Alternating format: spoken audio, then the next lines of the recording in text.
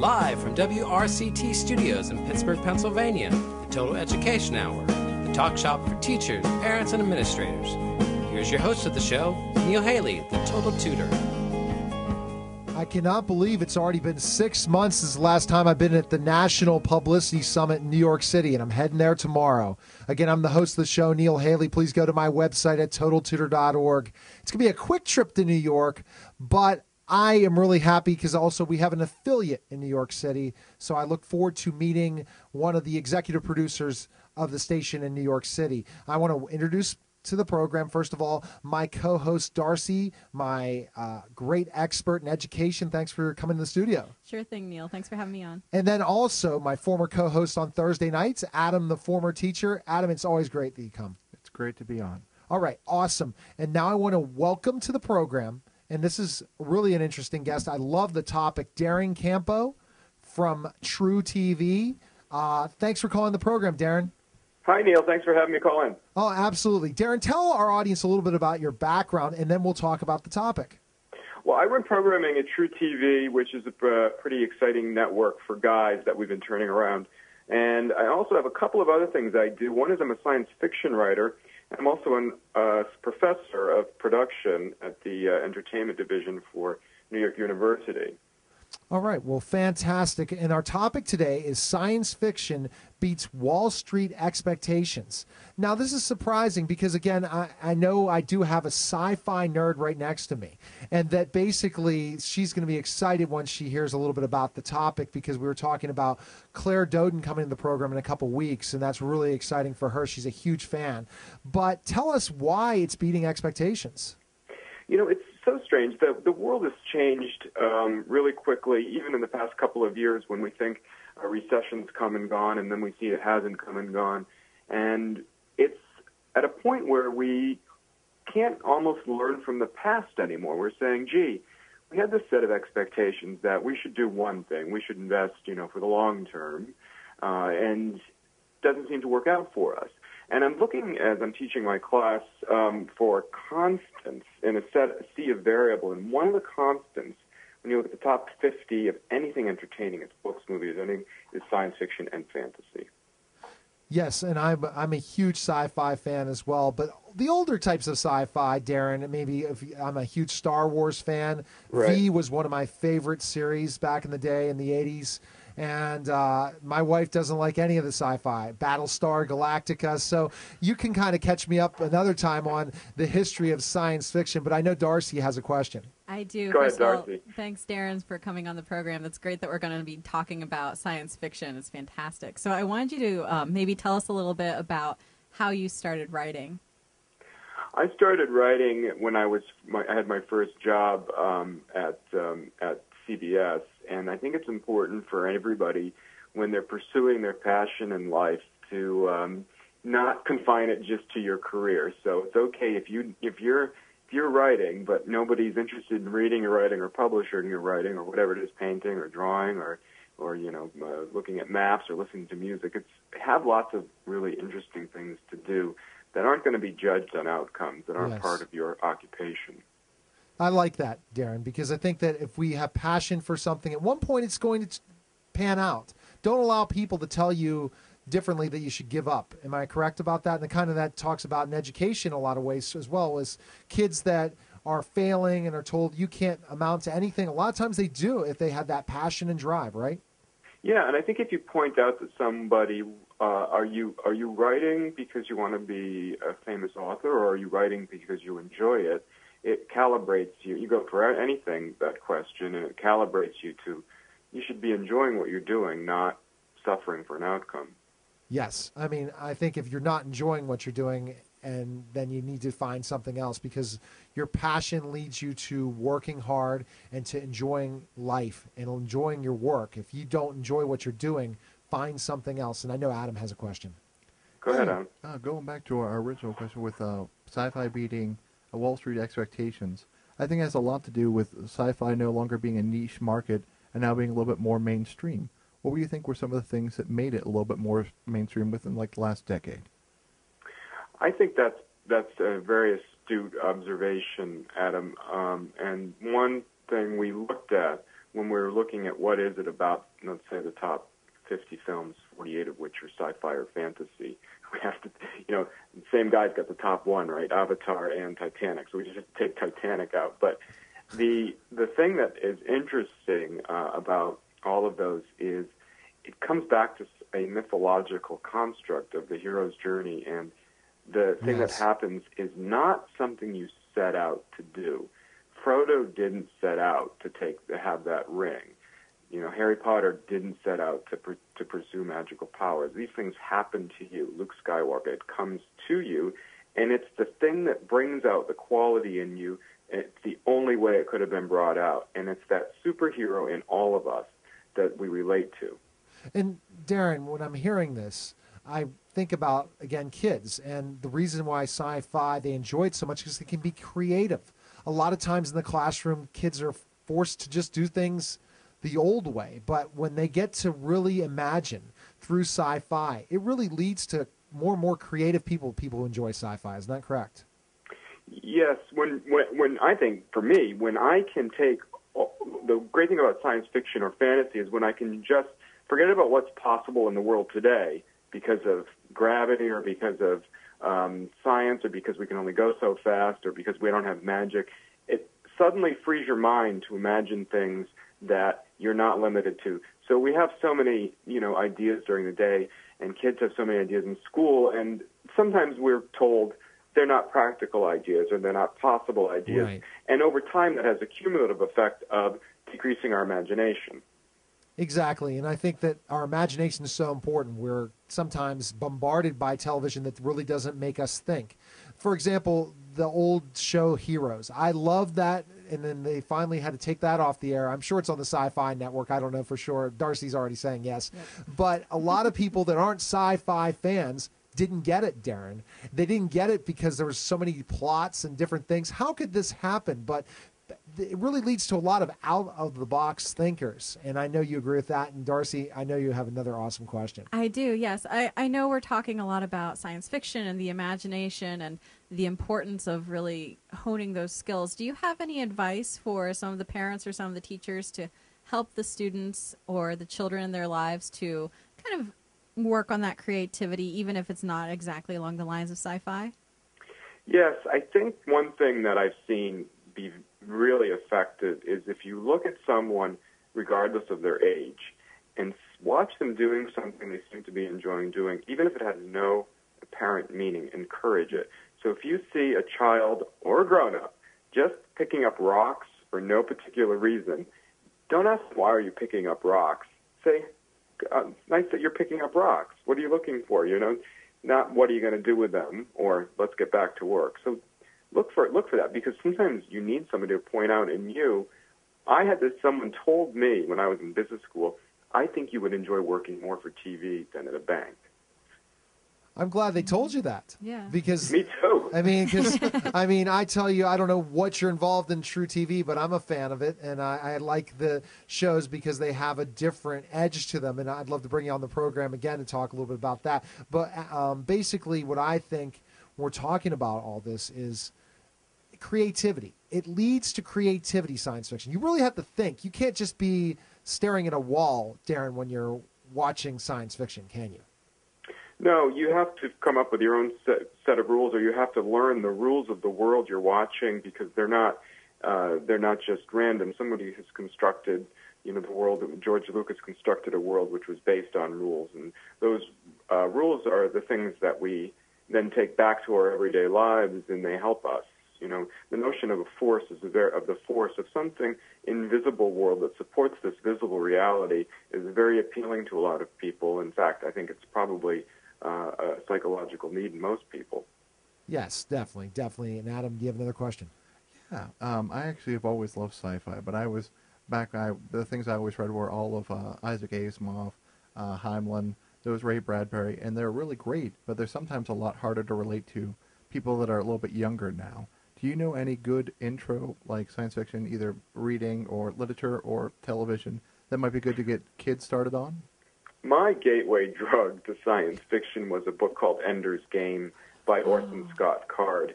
And I'm actually delighted whenever I see an interview for Alex Details Revolution, my book, or the sequel, Alex Details Rebellion, and the reader has compared it to Ender's Game because it's a teenager. And I think kids, when there's one main character that you can identify with, like a Harry Potter, it's a lot easier than when you're dealing with something that has a lot of different characters. And part of the, as you mentioned, Neil, I believe, about Heroes was you have a lot of different characters. So sometimes it can be a little bit too much work. And I think that having the singular character helps. Yes, because how can you continue to write storylines for all of them? But see, I was a professional wrestler before, Darren, so I know about writing storylines and being able to go through these things. And I think that wrestling is a creative thing. I think that especially the old storylines, not like now where they don't think out of the box, but just the way creating characters. That's almost like science fiction in a way, wrestling, because of the old days with the different gimmicks that people had and how they were able to create these storylines. So it's absolutely. Wrestling is a great example because wrestling, you've got, I mean, they do have wrestling on Sci-Fi Channel right now too, but you've got good guys and bad guys, and you're rooting for them, and sometimes you root for the bad guy, sometimes you root for the good guy. And in wrestling, there's a real story arc that they're following, and it makes it so involving, and it is a very creative form of entertainment. Yes, and Darren, I know that is creative, and it really, you can't be a dummy in wrestling. People might think, oh, they're beating each other up, but Mick Foley's a very, very intelligent guy. The professor, George the Animal Steele, who I wrestled before back in the day, I guess if you remember the oddities, I don't know how much of a huge wrestling fan you are, Darren, but basically he was older. I wrestled him on a couple of shows, and I'm near 7 foot tall, but basically what I saw, he was a professor of a university. Shane Douglas was a teacher. So they're not dummies that are in the ring, even though I think when we get our brains bashed in, it is being kind of a dummy, but, still we have intelligence after that. And Darcy, do you have another question? I do, yeah. I want to also kind of get back to this Wall Street idea of how we are kind of going against what everyone expected to happen with science fiction. I wanted you to kind of talk a little bit about where you see this going and kind of what else you think might be, something that can survive.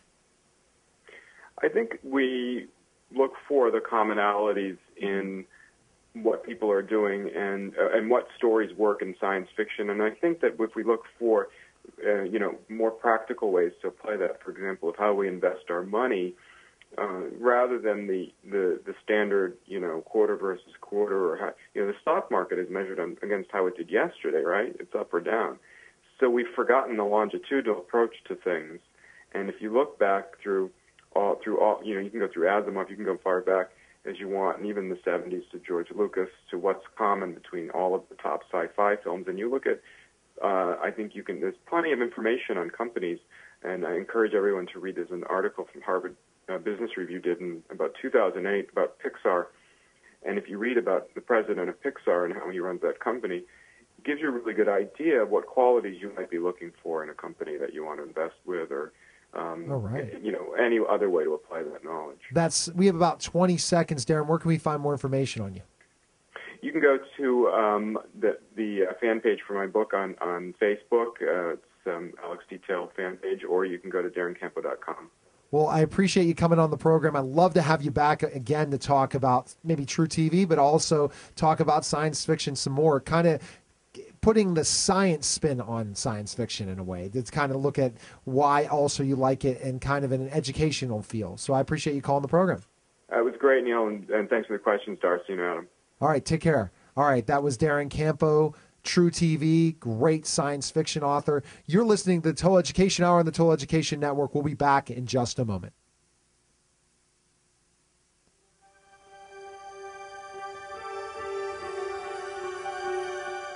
My name is Amanda. I'm 21 years old. I have lots of friends that use tanning beds that lay out in the sun all the time, and I tell them about Jamie. Jamie was in her early 20s when she was diagnosed with melanoma, and she died right before she turned 30. People think tanning is safe. I don't think it's safe. You could die just like Jamie did. This message is brought to you by the American Academy of Dermatology. President Roosevelt signs Bill of Rights. I've always appreciated the American Legion. My gratitude to the American Legion. Thank you all of the American Legion. We have millions of veterans that are members of our organization. Thank you. The American Legion, celebrating a legacy of service to America. Find out more at legion.org. And now, another adventure with Savings Man. Let's live at the beach. Let's golf every day. How about a trip? Season baseball tickets? Sounds like you're planning for retirement. Hey, Savings Man. Are you saving enough? We are, thanks to the easy ballpark estimate worksheet at choosetosave.org. Hope you're saving for health insurance. Absolutely, because health insurance is important. Thanks, Savings Man. No, thank you. So visit choosetosave.org and get your ballpark estimate today.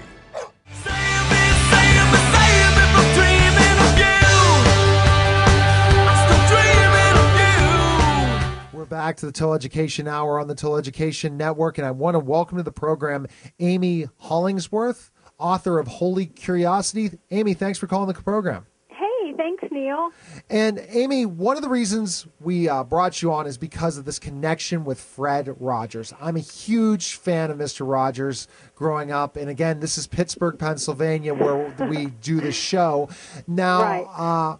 What's that connection, especially with the book with Fred Rogers? Well, you know what? It's so funny because my first book is entirely on Fred Rogers.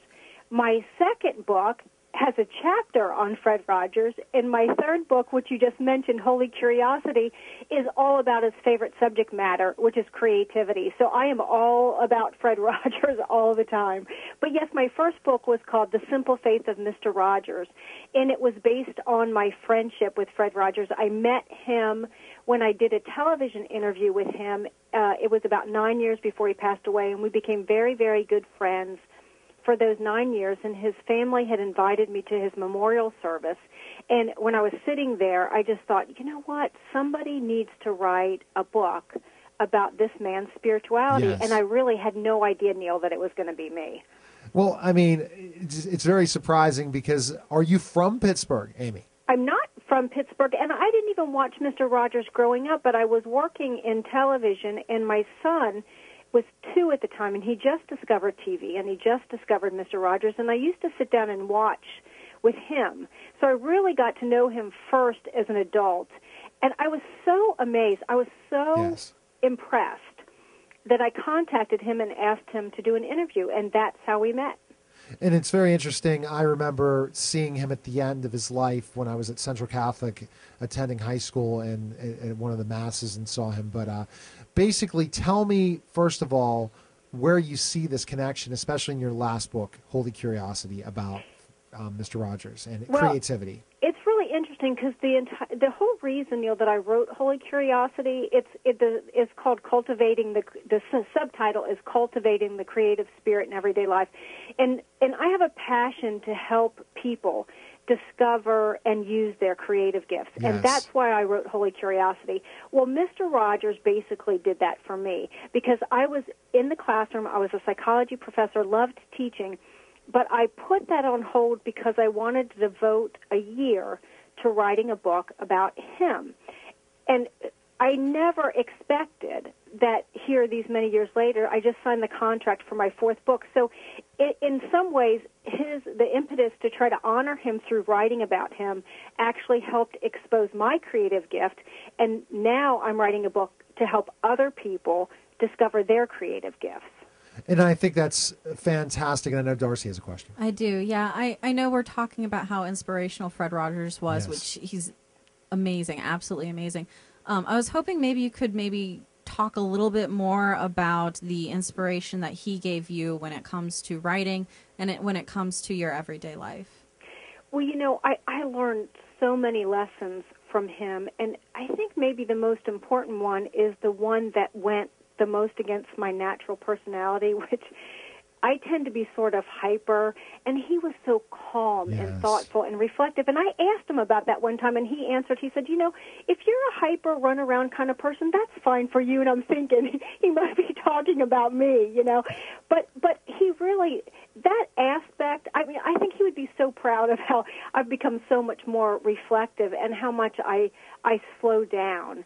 And really, that's his influence. And the Simple Faith of Mr. Rogers is a series of lessons that he taught me. And I guess that's probably, they all were very important, Darcy, but I think that one, the fact that he taught me how to slow down and be reflective, is probably the most important one and the one that will affect me the rest of my life.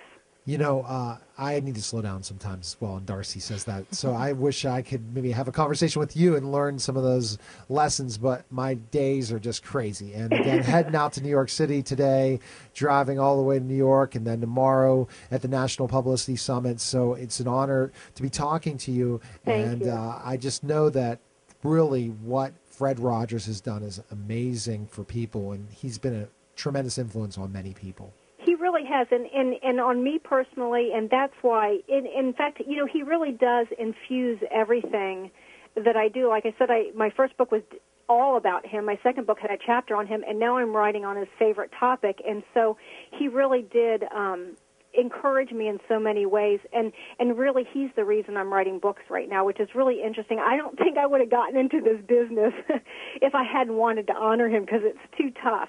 But I think he would be proud of the fact that now I'm carrying his mantle, especially in writing Holy Curiosity and helping other people discover their creative gifts at whatever age they may be, whether they're 20, 40, or 80.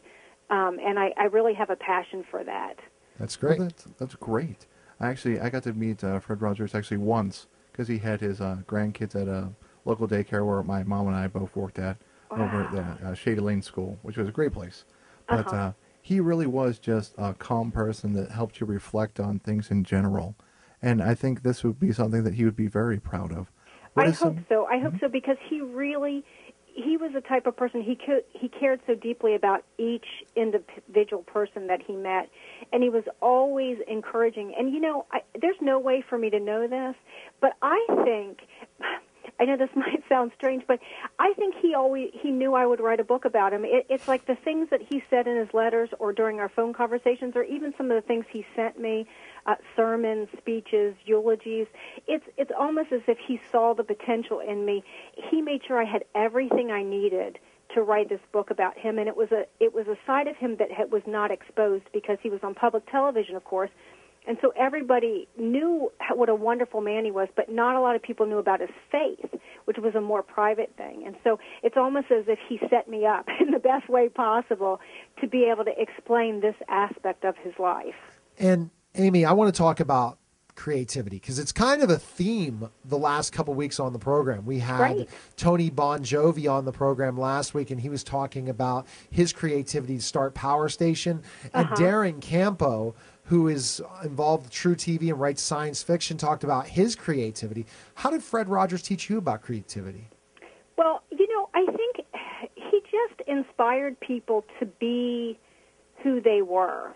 Not what other people expected, but who they were. And that's one of the main points that I make in Holy Curiosity, is that everyone has creative gifts. And one thing that I like to say is, you can't be good at everything, but you can be really great at some things. And we have this misperception that we have to be good at everything. And I think Fred knew that he wasn't good at everything, but he was good at certain things, and he spent his life honing that. And then he would help me develop that same passion and concentration on specific gifts, not everything. And focusing on those things and seeing how important they are and how to do it. That's so important.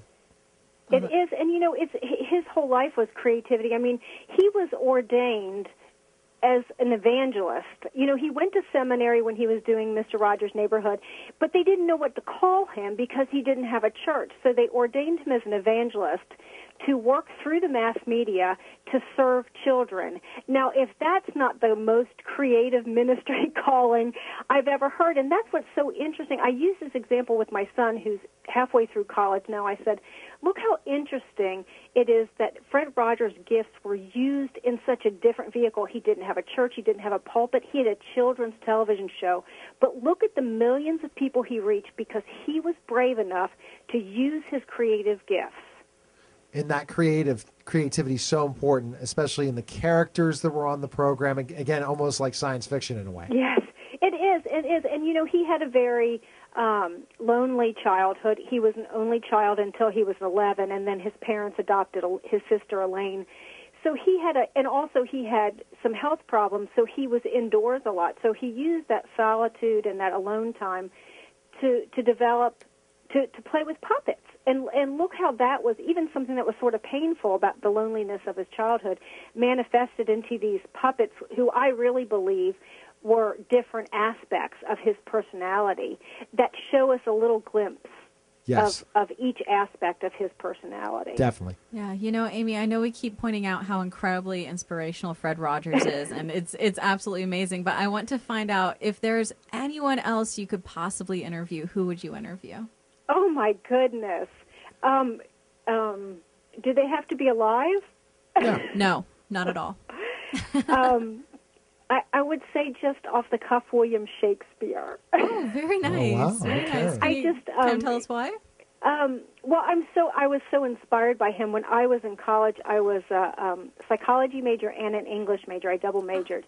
And to me, William Shakespeare was the premier psychologist. And I think I really appreciate his understanding into the human heart and human emotion and human spirit. And I don't think anybody's ever been able to do it as well as he has. So that's a great question. I have to think about that. But offhand, I would say, yeah, definitely William Shakespeare. And William Shakespeare, very interesting. And I think when we're talking about creativity with Fred Rogers, I think that Mr. Rogers would always say that everyone of us has a certain gift or talent. Yeah. That we need to not hide that talent. Really go at it. In about a minute, what kind of perspective would you give other people, kind of tips to really go after your passion and your gift? Well, you know, it's interesting because the Holy Curiosity starts off with a dream that I have. And in the dream, it's pointed out to me that I've missed something elemental about my own creative gifts, that I'm busy raising my kids and teaching my college students, that I had really neglected my own creative gifts. And I decipher and unravel the dream throughout Holy Curiosity. But I think the most poignant thing that happened to me in the writing of Holy Curiosity is that I realized that our creative gifts are not a luxury. We can't set them aside until our schedule clears, but they are a living, breathing responsibility. Absolutely. Where can we find more information on you and your book? I would love for people to visit my website. It's amyhollingsworth.com. And write me. I write everybody back, just like Fred Rogers did. I got that from him. You can also look for my books and Holy Curiosity on Amazon.com. There is another Holy Curiosity by another author, so look for Holy Curiosity by Amy Hollingsworth. Well, I really appreciate you calling the program, and it was an honor because I love talking about Mr. Rogers, so thanks for calling. Thanks for calling. Thank you, Neil. Thank you, Dorothy. All right, take care. You're listening to the Total Education Hour on the Total Education Network. We'll be back in just a moment. We're really an interesting guest.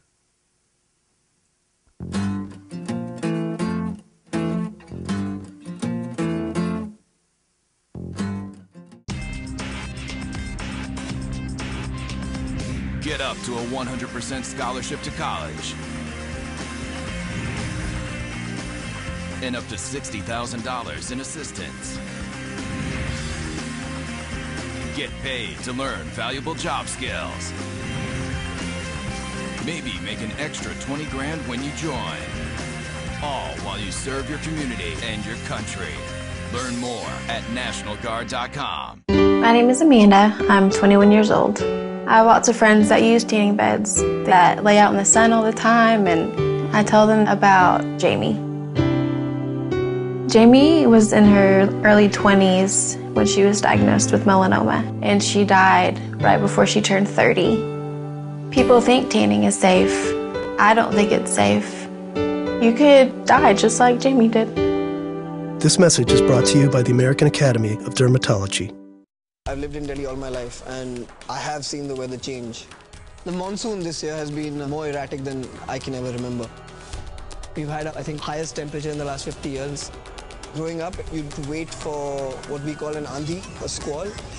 This year, there's not a drop.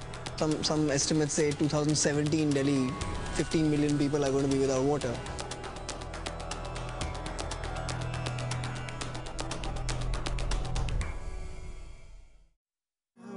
Some call it give and take. Lots of faith was needed. Lots of dreams. We're back to the Total Education Hour on the Total Education Network. Our theme is creativity and curiosity and learning about things. And now I want to welcome to the program Merlin Rothfeld. You are a talk show host on Online Trading Academy, and I'm sure you're a really creative guy as well. Wouldn't you agree? Yeah, I would say so, sure. Being in the financial world, you kind of have to be creative, don't you? Oh, yeah. Well, you definitely have to be, and we know what's going on all over the country with the financial sector and what's going on. So tell me a little bit about the Online Trading Academy.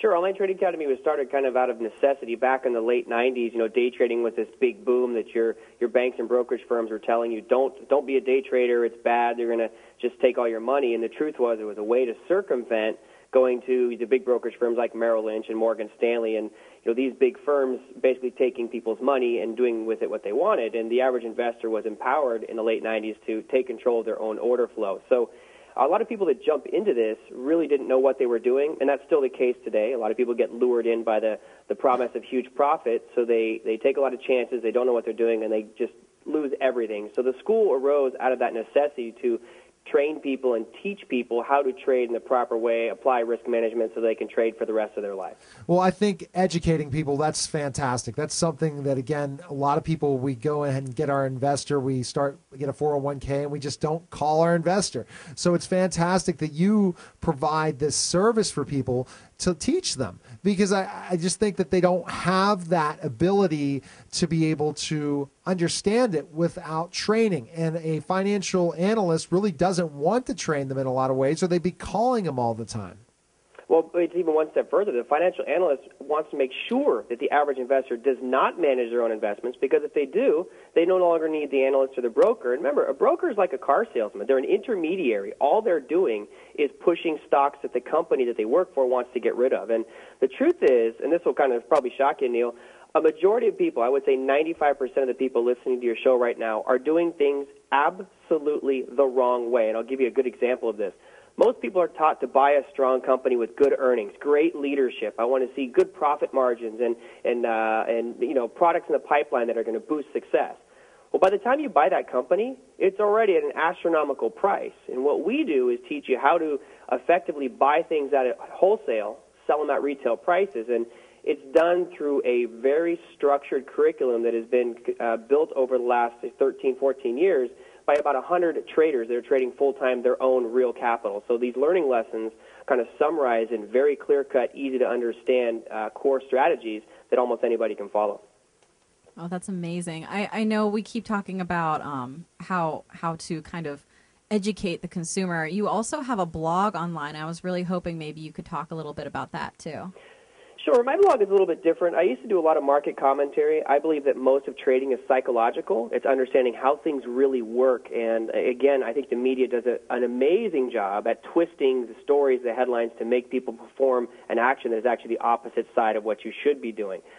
Presently, my blog really kind of outlines trades that I'm making or may be making, giving people strategies and ideas of something to look for. And it circles back to what Online Trading Academy's kind of mission statement is, which is there is a very structured way to do things, a way to identify market timing, supply and demand zones, and therefore our probability of having a winning trade goes up exponentially. So the blog that I write right now is just basically stock picks. I'm actually working on expanding that into a lot more psychological commentary about what goes on in an investor or trader's head while they're trading, because that's really one of the biggest pieces. Wow, that's really interesting, because I just did not know that there was something like this, a school to teach you how to trade. Very, very interesting. Yeah, you guys mentioned it with your last host, talking about everyone has a special talent, and I do believe that's very, very true. The one thing that I love about trading is there doesn't need to be any special talent. You guys may have heard of the turtle experiment. Did you ever hear the turtle experiment? No, I have not.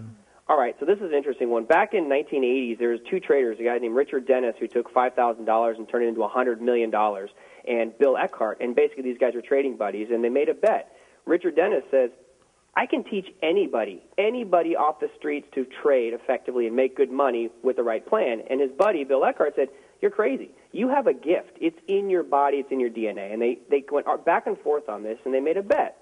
So Richard Dennis ran these ads in a bunch of publications, got random people off the streets. Eventually they got 14 traders into this program they called the Turtles. And Richard Dennis said, here is your exact strategy. You follow this rule, I will give you more money to trade with, and you get to keep a large percentage of the profits. If you violate these rules, you're out of the trading floor, you're done, see you later, thanks for playing. That group went on to be one of the most successful groups in the world in trading. And so at Online Trading Academy, we've kind of mirrored that model and said, look, we can't make people trade the way that we really want it. We can teach them, but your own psychology takes over at a certain point. You might do things, you deviate from the path because you're not in our controlled environment. But when you're in our classrooms, our physical brick-and-mortar buildings, we are forcing you to trade in a specific way that sets up discipline, money management, and that really allows people to change their financial future and turn off all this political garbage noise we hear every day. Very, very interesting. Yeah, now I know, especially with the recent climate, when we have a lot of people with their jobs, they set you up with these funds, and then they found that these funds went from 80 down to 40 in less than a year just from those being managed. Have you had a lot of people coming to you with those type of stories? Absolutely. I mean, come on. When your 401k turns into a 201k, I think everybody comes and knocking and goes, what the heck's going on here? It's pretty brutal to see that, especially those that are in their late 50s. A lot of people, their 401ks literally evaporated, and the truth was, my account in 2008 actually did really well. I was kicked off of CNBC for saying the markets are going to crash in a big way. I used to be on CNBC and no longer there because, I guess, my bearish comments. But you know what? I don't really care because in 2008 was really one of my best long-term investment years while most suffered. And I think it comes down to having a plan and not being so stuck in your ways that you have to, say, oh, this can't be happening. A lot of times we just have to admit that things are not working and maybe just go to cash or go the opposite direction. For example, in our current climate, I think we're very close to a point where these markets are going to start to sell off dramatically. And if they do, a lot of listeners out there with 401ks and IRAs are going to take a huge hit to their account. And if they had any strategy, if they had any understanding really of how these markets work, that would not happen to them. It's just education and understanding how things really work, which is what Online Trading Academy teaches people.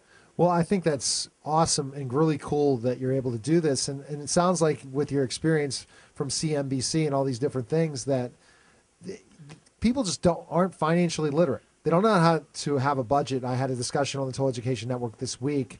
They don't know how to budget. They don't know how to spend right. They don't know what to buy. And then the same thing must be in trading, that just clueless in so many ways. So what tips would you offer, like maybe a couple little tips for our audience today about ways that we can trade better online? Sure. First thing to do would be obviously to get an education, and if any information you want to know about that, you can go to tradingacademy.com's website. There's a ton of information there. One of the first steps I would do is look at my accounts, look at what I'm holding. I'm willing to bet that most of your listeners don't even know what funds they're in their IRAs or 401ks. Most of those, I encouraged my listeners the other day on the program to send me in their trade statements just so I could see what they're allocated in. A lot of listeners are going to be in funds that have a 5% load fee. And just so you know what that is, let's say you bought this mutual fund in your IRA, a 5% front-end load fee means you're paying 5% up front just for the privilege of having this worthless mutual fund that's probably going to underperform the market anyway statistically. So it's really about understanding how much you could save by just getting rid of all these fees. And then one of the things we do in our Proactive Investor course is take a step back and say, what is the rate of return that you need starting today to secure your financial future and achieve the lifestyle that you want in retirement? That is a pretty important piece. A lot of people don't know what that rate of return is or how to achieve it. So we provide an environment where you can come in, learn about what do I need to do, how do I allocate my portfolio, and again, we're not a brokerage firm. We're just pure education. Teaching people how to do it themselves, I think, is probably the single biggest thing that you can do as an individual investor. And you're definitely thinking out of the box, Merlin, on doing these things because, again, people wouldn't think a class to learn how to do all this. Not, oh, buy my book or do certain things like this. You're educating people. Right. Yeah, I actually taught over at university in Italy for a while, and that was, again, an eye-opening experience as far as, how you can change people's lives. I mean, it's a little bit different teaching someone who's been in the workforce for a long period of time. In the financial world, guys, it's really difficult because everyone gets blinders on when they start seeing how much money can be made. And, when you look at these jerks on Wall Street who are just making, getting $10 million bonuses for basically pillaging people's accounts, I can see where that would be appealing to a lot of people. The truth is trading is extremely risky. If you don't know what you're doing, to be honest, you guys are simply going to put your money into my account. I'll put it that way. If you do know what you're doing, you can tactically navigate the markets and consistently pull out chunks of money. And the whole goal is to proactively manage that so that we never have a day where we lose everything, which happens to a lot of newbies. But we progressively build our account over time. And with that confidence, you start to trade bigger, you start to trade better. But it's something that takes time. Just like, teaching anything, you're not going to pick it up in one day. And our courses we offer allow people to retake classes as many times as they like once they've taken it once for the rest of their life at one of the 35 offices around the world that we have physical brick-and-mortar schools in where they trade live real money. Wow, very, very interesting. Yeah, that's fantastic. So why do you think that this is something that we're having to learn so much later in our lives? Why is it that we don't understand how to trade or all of this fiscal and financial responsibility? Why do you think we're lacking in that? That's a fantastic question. And my background was, I have a finance degree. I worked for a financial planning company. And the rude awakening that I got while working for a financial planning firm and my finance degree is we're taught to do things the wrong way. Right. The deck is stacked against us from the very beginning, and it's done that way because the financial institutions want it to be that way. They want you to know nothing about what you're invested in. They want you to believe what the media says. And why? Because a lot of those media companies are publicly traded. They slant the news in their direction. So it's all like one giant Ponzi scheme, if you ask me. I know I sound overly pessimistic, guys. I apologize. But one thing I've learned in trading is you can't trust anybody but yourself and your mother. And do you really trust your mother? I think it has to do with the way that the market wants you to not know. They want you to believe that you have to have a money manager take care of your money. And when I was in college, we had a broker come in, and really I found out that brokers are nothing more than salesmen. That's all they are. And I'm not a big fan of salesmen, so I went a different route. Once you empower yourself and you see how things really work, then the entire atmosphere of trading changes. It's kind of like the Wizard of Oz. You hold them in high regard, you pull back the curtain, you're like, really? That's what I got to deal with? Is this guy? That's kind of the financial world. We have this Occupy Wall Street right now who's kind of triumphing against that. But look, don't worry about Occupy Wall Street. Don't worry about who's in political office. Don't worry about the corporations taking money from everybody. The sooner that you empower yourself to take control of the money that you do have, then financial freedom is much, much closer. Wow, Merlin, that's really fantastic. I really think that it's something that is needed, and you're really shooting straight from the hip on this. It's really simple. Yeah, I'd have to say it was great. First off, to thank you very much for having someone else besides me that has a great distaste for mutual funds. But where can we find a little bit more information about you? Sure. If you want to know more about any education and learning to trade options, futures, forex, commodities, we have real estate classes as well as psychology. You can go to tradingacademy.com. There's a wealth of free information on that site, and we have educational counselors that will actually help people achieve their financial goals. So if you want to talk to someone about what's the next step, you can do that there.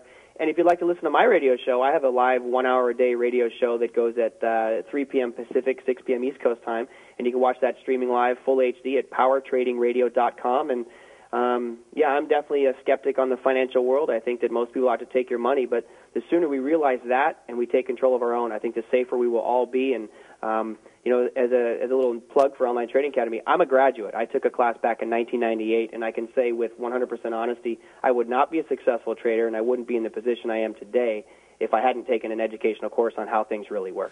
Well, educating people, very, very important. In 30 seconds, what is your response to this whole financial situation going on now with protesting? You think that more and more people should just be educated so that they can make money, then, right? Is that your thought? I think it's two-sided. I think in 30 seconds, I think that certainly everyone needs to take control of their own finances, both short-term, long-term, and their children's future. I know you do a lot with kids. The kids need to know the value of money. Yes. As regards to the protest stuff, I think it's a totally different ballgame. I think that as America, we do need a revolution to change the way that Washington functions and the way that all of our politicians are influenced by these big, giant trading firms. It is a massive Ponzi scheme. I wrote an article called Organized Crime for the New Millennium, which I think summarizes what you guys are talking about. All right. Well, thanks a lot for calling the program, Merlin, and I'd love to have you back again. It was really interesting. Anytime, guys. Pleasure. All right, take care. That was Merlin and Merlin Rothfeld. You're listening to the Teleeducation Hour on the Teleeducation Network. We'll be back in just a moment with some more awesome guests.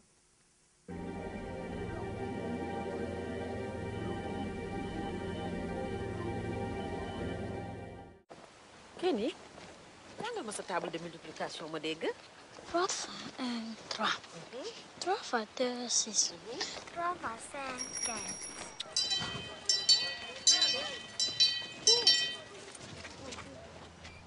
Bu jëkk Mariama ndax mën nga ñoo wax ñaata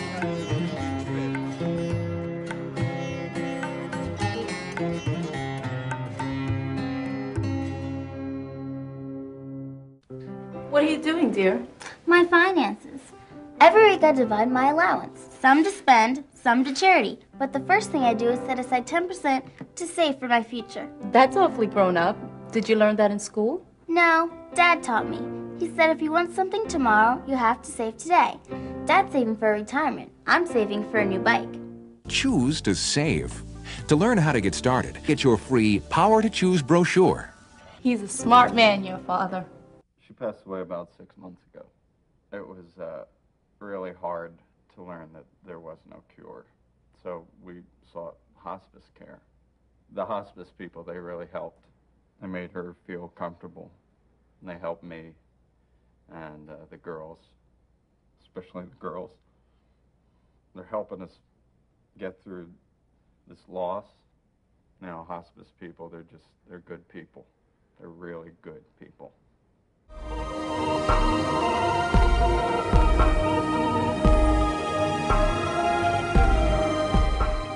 We're back to the Teleeducation Hour on the Teleeducation Network, and we've been talking really about creativity, curiosity, and thinking out of the box, and I think our first three guests have done this. So I found a news article I thought was pretty interesting. Maryland initiative seeks to scale up co-teaching. I think this is a fantastic idea because this is thinking out of the box. A traditional school has a classroom teacher and 30 kids. Well, co-teaching is something completely different because it's two different personalities, two different ways, and they really want to do this. What is your thought of this, Darcy? Oh, I love co-teaching. I honestly, I think co-teaching is one of the best ways to educate students. It's no longer just that one individual who has the last say and standing up there saying, this is the authority on this topic. The ability to have lots of opinions and lots of ideas in the same classroom and to have different authorities on different aspects and being able to bring everything to the table, this is going to encourage a deeper education. It's going to encourage the students to share more, and it's also going to encourage the students to ask more questions instead of just saying, look, the teacher said this is how it is. That's so important because you have a situation where a lot of times kids don't get to talk to the teacher maybe once in a 40-minute class. That's ridiculous. There's no one-on-one instruction going on. Jared says, well, if we have 15 kids, here's the thing. One question counts for about 30 minutes of instruction. So think about it. If you were going to 15 kids, 45 minutes, you have a 40-minute class if you were able to spend 3 individual minutes with each kid. But having a co-teacher, small class sizes like 18 kids, think about it. You will get that one-on-one instruction. Would you agree? I agree. You get a lot more one-on-one. I'm a big fan of co-teaching because I was lucky enough to have it for 1 whole year. When I was in elementary school, they were testing it out. And I thought it was great, not just because you had different personalities, but we all know there's different learning styles. But not everyone teaches to every learning style. It doesn't work that way. Some of us are very good at visual learners. Some of us are very good for hands-on. When you have co-teachers, you're having more different ways to learn. If, teacher A goes at with 3 different aspects and teacher B goes over 3 different aspects, as long as they aren't all completely overlapping, they have a better chance of hitting that sweet spot for what makes the light bulb light up. And that's really what we're all going for as teachers in the first place, is to get that light bulb to light up. And sometimes having two different ways of looking at something can make that happen. Yes, definitely. Something where we might really be more engaged in listening to the one teacher than the other teacher. Right. There's certain strengths that certain teachers have. Certain teachers are really good working one-on-one and explaining things, while another teacher has the ability to bring more creativity. But you put those two teachers together, you have a super teacher. Right. That's my thought. Exactly. And, we don't have to just do this with a single topic. You don't have to have two teachers teaching history. I have a friend who taught, he's a professor, taught a class where he was the theater professor, there was a music professor, and then there was, I think, a dance professor with him in this one class. They were team teaching, and they were all able to bring different aspects to different parts of the lesson. So if they were learning about Shakespeare, I know we brought that up earlier. Yes. If they were learning about Shakespeare, they were able to learn from the musical aspect, so looking for the music in the line, or learning about the theatrical aspect. So there were all different ways of them to look at things that they could bring to the table, and so the students had a more well-rounded learning and took away so much more from that single class than they would have with only one professor. Absolutely. And you have the ability now to gain more knowledge with two different teachers, Right. not just one. And one of the things that when I was a co-teacher, I co-taught at Brashear High School. I was the special education teacher when I was with the regular ed teacher. Is the regular ed teacher can help teach you. A special ed teacher might not have that mathematical background, but I want to thank Sue Christie for working with me and teaching me how to become a great algebra teacher. She flat out said, I've not had it in 12 years. She said, don't worry, go up there and teach it. Learn how to do it and go up and teach. That's what we learn by teaching. And I became very, very good at math by someone like Sue Christie telling me, you can do this. And that's the kind of thing that made co-teaching fantastic. There's other times where teachers are just don't want to do it. They don't want to be able to work in another classroom with somebody else. I can't share my space. That's the one problem about teaching. We don't have enough collaboration, and co-teaching really provides a lot of collaboration. It does give you a lot of collaboration, and I know sometimes that is one of the things we hear for the detractors, or a lot of people don't. Sometimes teaching is a lot of independent people go into teaching, because although you do work within your group and the organization and all those type of standards, when you're in your classroom, you're kind of in charge of it. And for certain people, now I don't think the majority, I would say a small amount, it's how to go back to say, okay, you're still doing your own thing, but bringing somebody else in to do their own thing and working and making it work together. Now, I hope this is something that people bring up again. I mean, back whenever I did it, this was 20 years ago. It's not long ago whenever we used to do team teaching in the district I was in as a student. But I thought it was great, but it was kind of more experimental and it didn't really catch on. If it's coming back, I hope it does. I thought 30 years, Adam. Just playing. And the TV audience might say, just get the joke I'm talking about. But I'm just being a little jokester after some really interesting things about creativity. But Maryland, kudos to Maryland. When other states are cutting back on education, they're thinking that they need to scale up in co-teaching because it's expensive. It's not cheap, is it? Right. No, it's not cheap, but it's worth it. It Yes. really is worth it. And if we're able to bring in more teachers, maybe we can bring in more students. I mean, it's something that I believe in the future it's going to end up paying for itself. Well, I agree, and I think that it's a situation where finally teachers have to stop with their drinking coffee and not wanting to interact with anyone all day. Exactly. Say I got to get my coffee, walk back to the classroom. This is one thing I didn't like about teaching, and that's it. Close the door. Have the teacher blinders Oh, on yeah, as you walk teacher down the blinders. hall. And I am the hate biggest that. thing in the world. Well, too bad. This is the way it needs to go. Co-teaching, thinking out of the box, learning from another teacher. Jared and I came up with this great idea about an apprenticeship. To have the ability, and I did this so much at the school I taught at, where my principal thought out of the box, allowed me to bring in practicum teachers, and then after they're finished up with their practicum experience, to come out and co-teach with me and help out in the classroom. I think that there should be so many of these university students that will come volunteer their time, and the teacher has to say, I'll let you teach my class. Quit being so controlling, teachers. That's the one thing that I don't miss about teaching at all.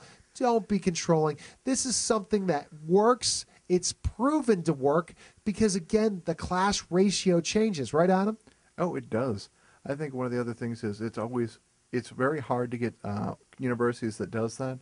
I know one of the universities I did, it was nice because before you did student teaching, you did your observations, but during your observations, you were encouraged to co-teach. Right. And really, it made you have a realistic look for also just for those people for what teaching is like, because you spent 3 years not being in a classroom until that time.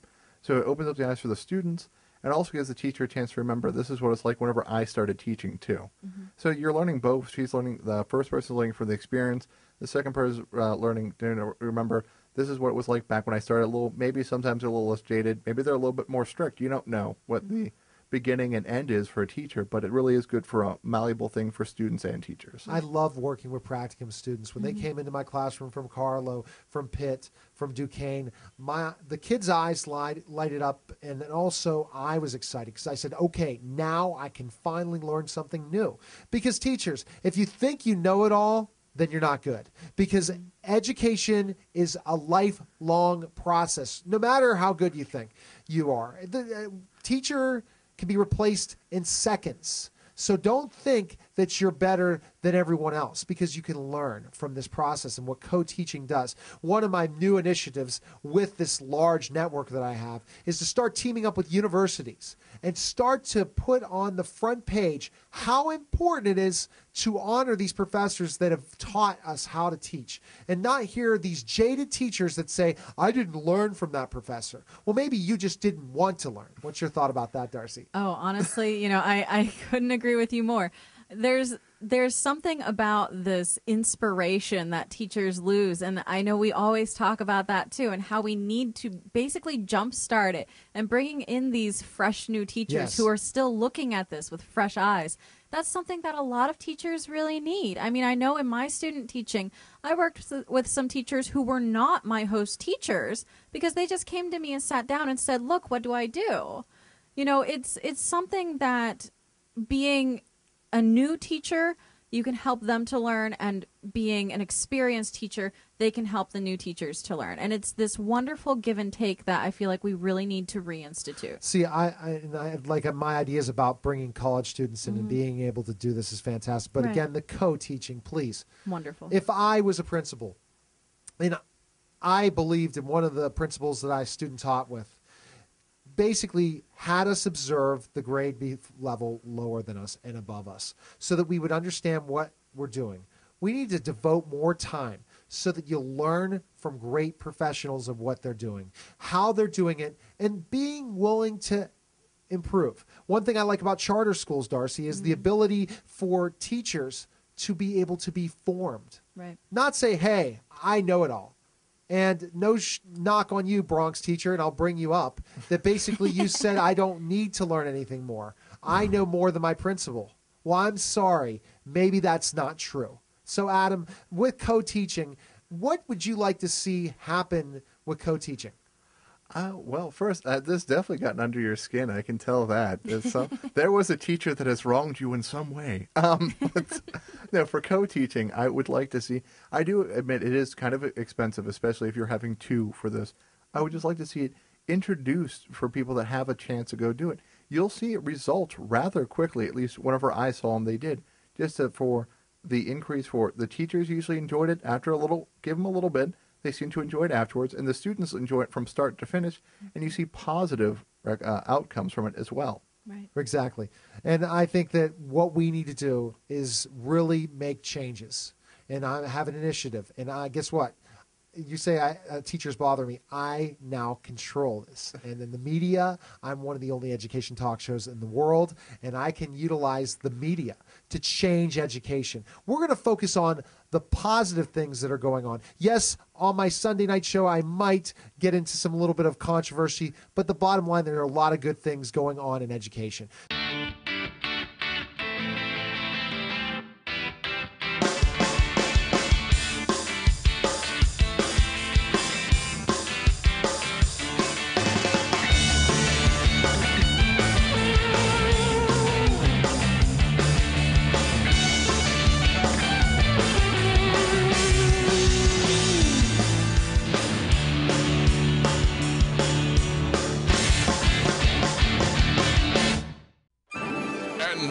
Another adventure with Savings Man. Let's live at the beach. Let's golf every day. How about a trip? Season baseball tickets? Sounds like you're planning for retirement. Hey, savings man. Are you saving enough? We are, thanks to the Easy Ballpark Estimate Worksheet at ChooseToSave.org. Hope you're saving for health insurance. Absolutely, because health insurance is important. Thanks, savings man. No, thank you. So visit ChooseToSave.org and get your ballpark estimate today. There comes a time in life when you need government information. And you just don't know which way to turn. USA.gov. Find your Social Security benefits online. USA.gov. Our list of jobs will put you on cloud nine. USA.gov. Shop auctions for a used minivan anytime. USA.gov.